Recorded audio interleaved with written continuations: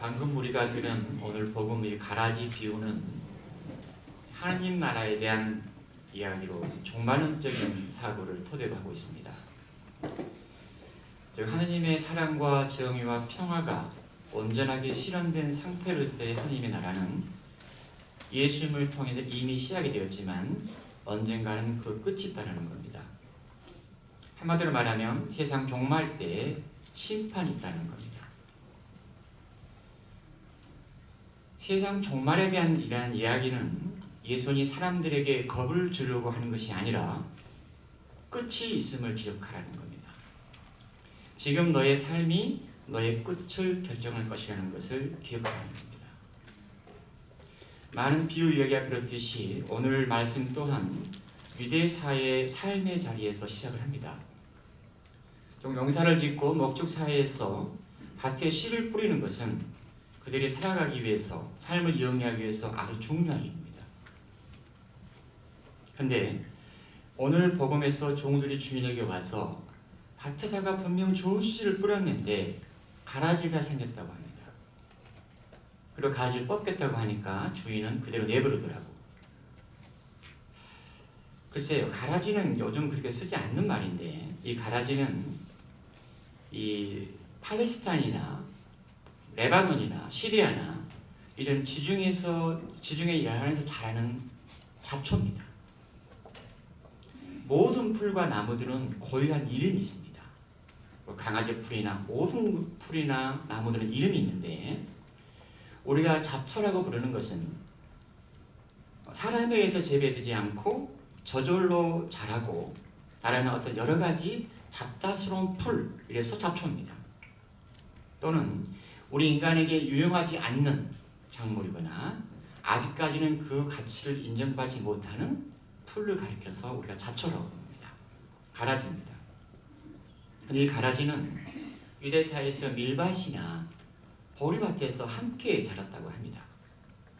그런데 이 밀이라든가 보리라든가 얘들이 이삭이 패기 전까지는, 즉 생육기간 동안에는 밀과 가라지가 구별이 안 된답니다. 너무 모양이 비슷해서.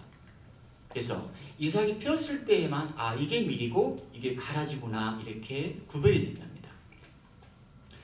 생각해보니까 저는 어릴 때 이 논을 걷다 보면 이렇게 모를 심잖아요. 그러면 이 어릴 때는 모르는데 벼들이 좀 자라면 쭈삣쭈삣 논에서 키가 큰 애들이 있는 거예요. 그걸 어른들은 피라고 불렀어요. 그 피가 잡초입니다. 논에 피가 있는 것은 우리가 벽씨를 뿌릴 때 어르신들이 그 벽씨에 어쩌면 그 피의 씨가 들어와 있거나 아니면은 씨는 여러 가지 루트를 통해서 이렇게 뿌려지는데 우연히 와서 자랐겠죠. 그런데 오늘 복음에서 종들이 분명히 좋은 씨를 뿌렸는데 어디서 어떻게 해서 저 가라지가 생겼나요? 원수가 그렇게 했구나 이렇게 대답을 하십니다. 유대사에서 서로 관계가 안 좋은 사람들은 남의 밭에다가 가라지를 뿌렸답니다. 원수지가 아니니까 나쁜 놈들입니다. 농사를 망치게 하려고. 그런 맥락입니다. 원수가 그런 겁니다. 그런데 그렇게 자란 가라지를 뽑겠다고 하니까 집주인이 아니다, 뽑지 말라고, 너희가 가라지들을 걷어내다가 밀까지 함께 뽑을지도 모른다. 그러니 수확 때까지 둘 다 함께 자라도록 내버려 두거라. 저는 예수님의 이 말씀을 꼭 여기서 제가 경험을 했습니다. 작년 여름쯤인가 가을쯤인가 우리 정원에다가 코스모스하고 몇 가지 씨를 뿌렸는데 이 잡초가 같이 자라나는 옆에. 그래서 어떤 분이 와가지고 신부님 잡초가 많은데 저거 다 뽑아야 되지 않을까요? 그래서 예, 그렇게 해주세요. 그렇게 그 말씀을 드렸는데 나중에 가서 보니까 옆에 있는 코스모스나 다른 뿌리에 다 뽑아버린 거예요. 아주 난처해 하시는 표정으로. 아니 어떻게 이렇게 됐어요? 그러니까는 아니 잡초를 뽑으니까 옆에 다 딸려가지고 다 뽑아버렸어요. 굉장히 미안한 얼굴이 거예요.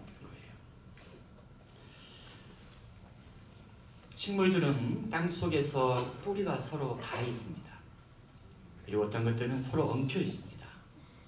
그래서 제가 배우기로는 이 잡초를 뽑을 때는 이 손바닥으로 이 땅을 지그하게 누른 다음에 옆에 잡초를 살살살살 뽑아내야 된답니다.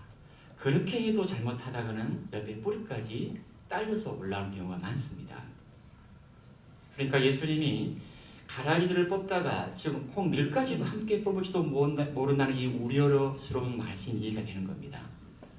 땅 속에서는 밀과 가라지가 뿌리가 서로 닿아 있거나 엉켜 있습니다.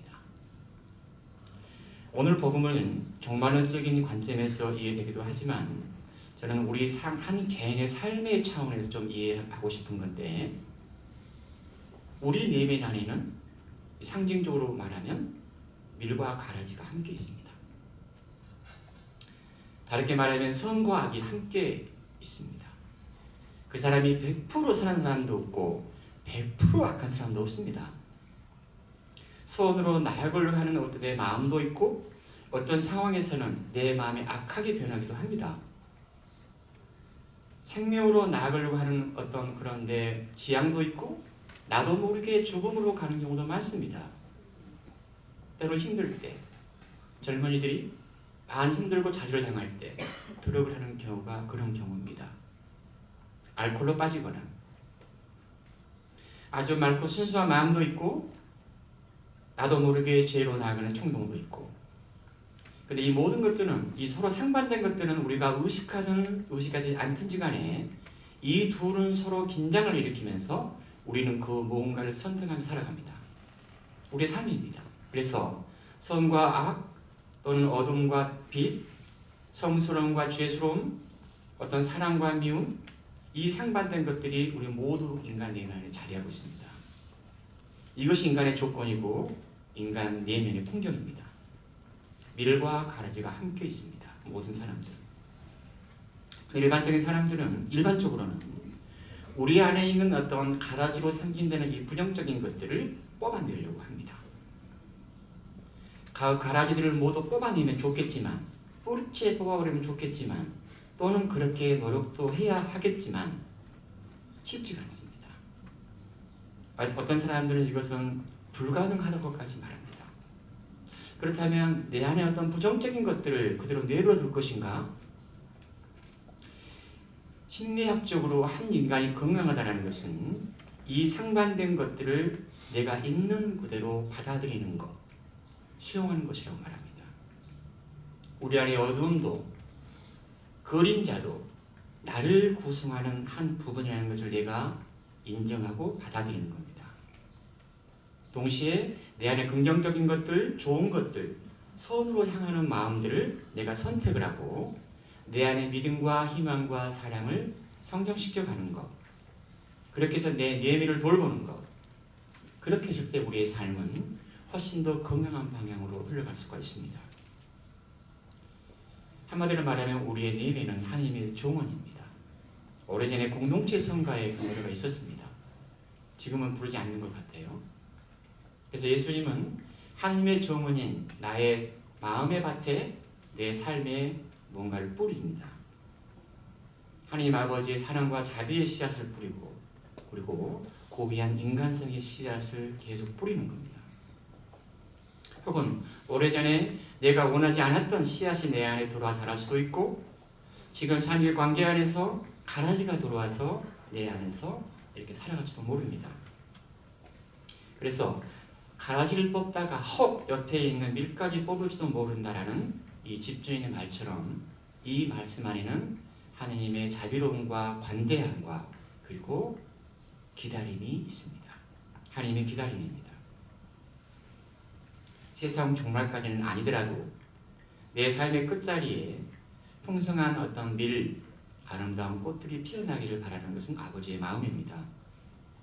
하나님의 도우심과 우리의 노력을 통해서 우리 내면의 밭에 뿌려진 씨앗이 싹이 나고 아름다운 꽃들이 피어있는 하나님의 정원으로, 그래서 먼 훗날 우리가 하나님 앞에 섰을 때 요셉아, 요하나, 마리아야 참 정원을 잘 갖고 있구나, 잘 살았구나, 아마 아버지가 그렇게 말씀하시지 않을까? 어르신들이 그런 말을 하셨습니다. 씨가 말이 된다.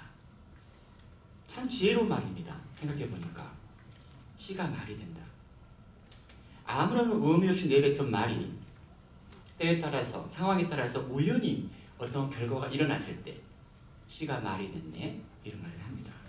그렇게 보면 이 씨앗을 뿌리는 일은 예수님만이 아니라 우리도 일상을 살아가면서 나도 모르게 의식적이든 의식하지 않든지 간에 어떤 씨앗을 뿌리는 거잖아요. 말의 씨앗. 과연 나는 성찰거리죠. 과연 나는 내 가족에게 또는 내 이웃 사람들, 이웃에게 나는 어떤 씨앗을 뿌리고 있을까? 가라지가 아니라 잡초 씨가 아니라 아름다운 씨를 뿌리고 있는가? 성찰거리입니다. 저는 오늘 오후에 우리 저쪽 정원에다가 좀 이렇게 흙을 좀 골라놨는데 거기에 천일홍 씨앗을 뿌릴 겁니다. 빠르면 일주일 이내에 싹이 올라올 것이고 한 달 뒤면 꽃이 필 겁니다. 꼭 한 달 뒤에 한번 보시기 바라고, 그리고 닭풀꽃이 7월 4일 날 씨를 뿌렸는데 모종이 이렇게 손가락 크기만큼 올라왔습니다. 그것도 이제 오늘 옮겨 심을 텐데 그게 얼마나 아름답게 피어나는지 한 달 뒤에 꼭 보시기 바랍니다.